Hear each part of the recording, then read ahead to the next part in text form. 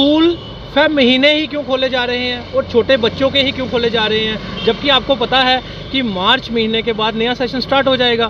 सत्य कहेंगे, सत्य लिखेंगे, सत्य चलेंगे।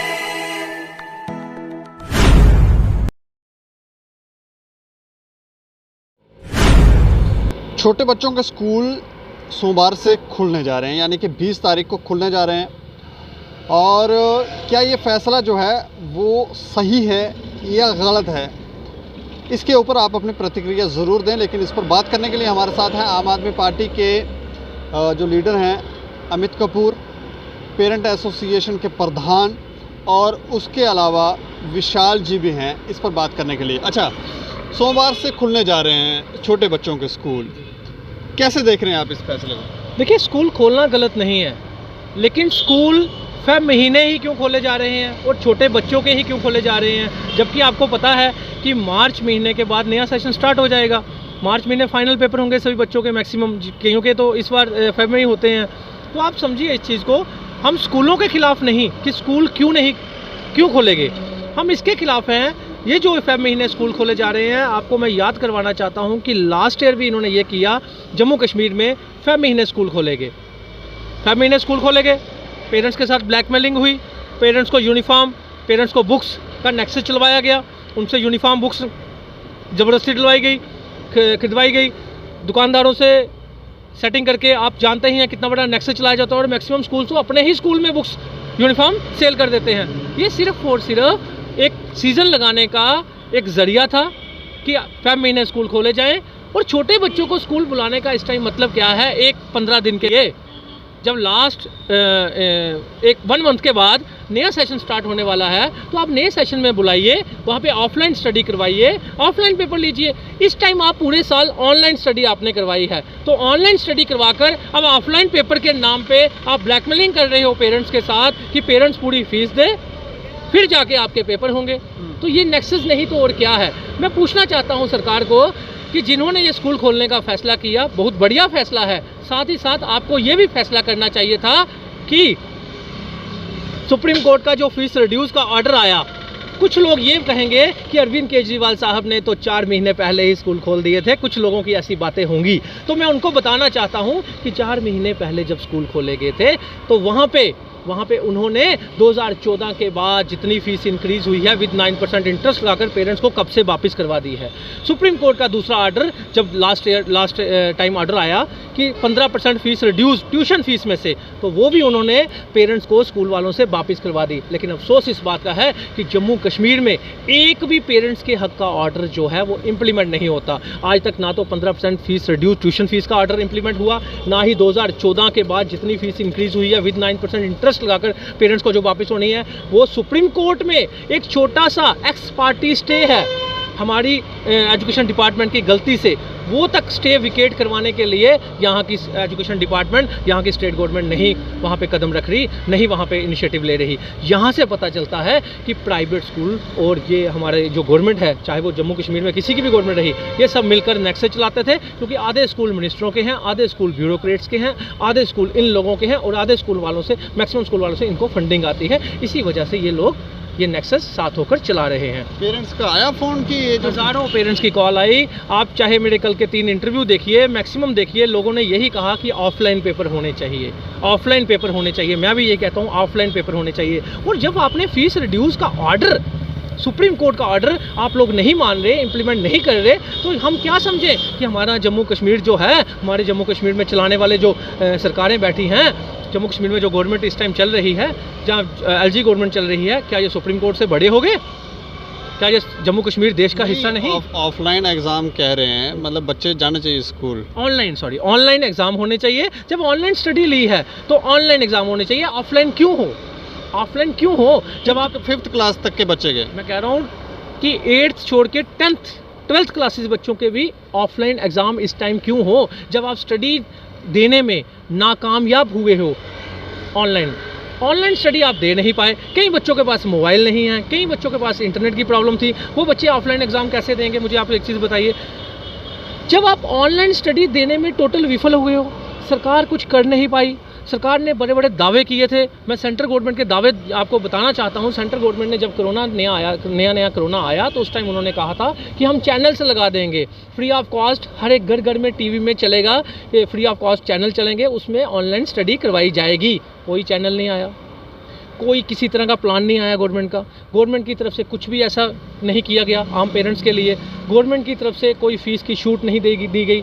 यहाँ पे तो ऐसे स्कूल्स भी हैं जिन्होंने एडमिशन एनुअल भी ले लिया, जबकि एडमिशन एनुअल कैपिटेशन रजिस्ट्रेशन कुछ भी जो है वो नहीं ले सकते। उसके बावजूद भी ये लोग क्या कर रहे हैं, ये लोग अपनी मर्जी से मनमानी फ़ीसें ले रहे हैं। Jammu Kashmir fees session committee उसकी बनाई हुई जो सुप्रीम कोर्ट ने बनाई थी, अब तो सेंट्रल गवर्नमेंट ने एक कानून बना दिया वो, लेकिन उसके बावजूद भी हमारे जम्मू कश्मीर में इन लोगों के लिए कोई कानून नहीं। कानून अगर है तो हम लोगों के लिए है, हम आम आदमी के लिए है, लेकिन इन लोगों के लिए कोई कानून नहीं। ये ऐसे लोग हैं जो कानून को भी नहीं मानते। आज तक मैं आपको दावे से कह सकता हूँ JKFFC का अप्रूवल जो है खासकर जम्मू कश्मीर के चंद स्कूलों ने लिया है, मैक्सिमम स्कूलों ने नहीं लिया। तो आप मुझे बताइए कि पेरेंट्स से फ़ीस लेने का मतलब क्या है।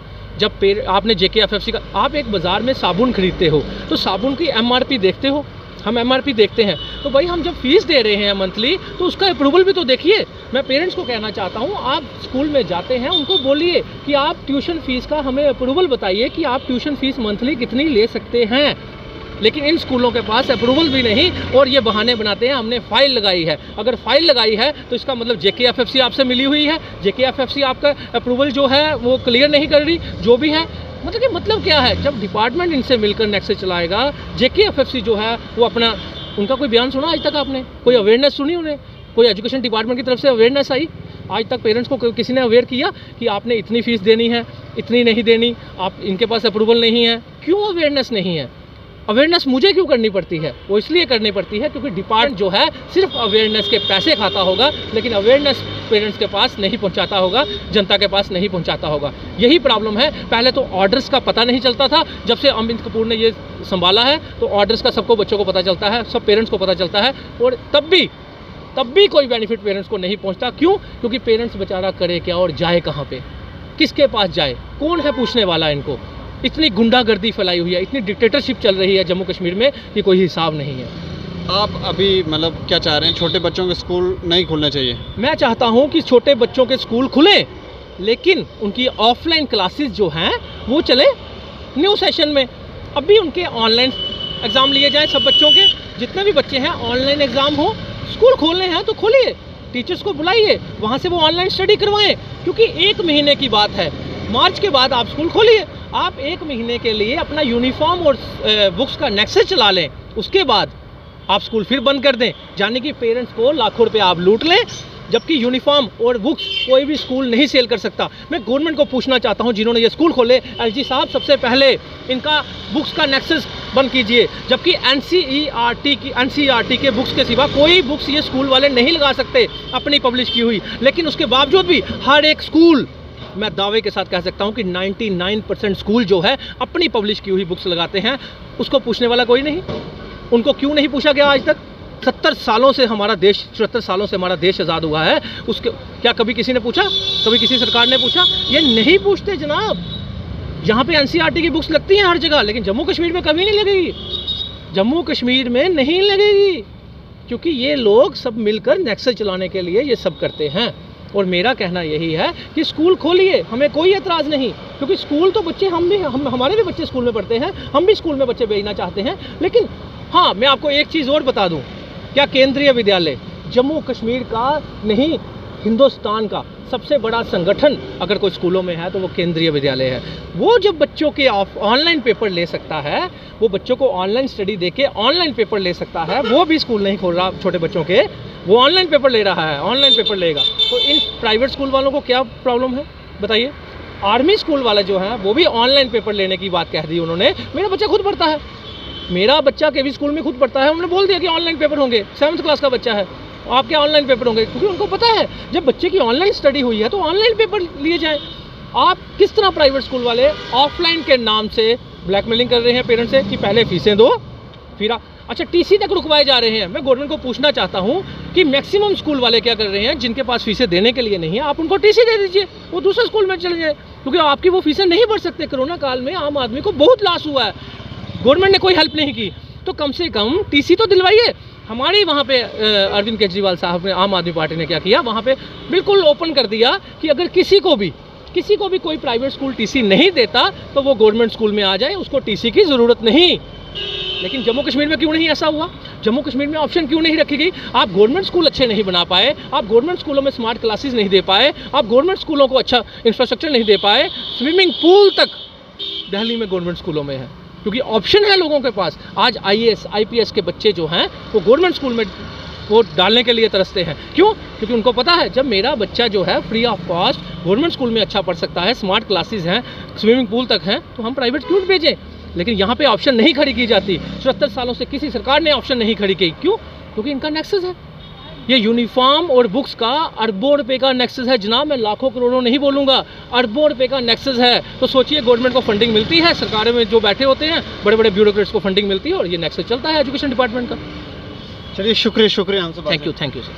तो आप भी अपनी इस पर राय रखें, क्योंकि ऑनलाइन एग्ज़ाम जो है, अगर स्टडी ऑनलाइन हुई तो फिर ऑनलाइन एग्ज़ाम होने चाहिए, और स्कूल खोलना फरवरी में छोटे बच्चों के, और उसके बाद उन बच्चों को, या जैसे ये बोल रहे हैं कि एक नेक्सस है जिसे चलाना चाहते हैं, पैसे ऐंठना चाहते हैं प्राइवेट स्कूल, तो इसके ऊपर आप अपनी प्रतिक्रिया दें, और प्रशासन भी थोड़ा सा सक्रिय होकर देखे कि आखिर जो सही तरीका है, सही फैसला है वो लिया जाए, ताकि इन बच्चों को, उनके पेरेंट्स को परेशानी ना हो।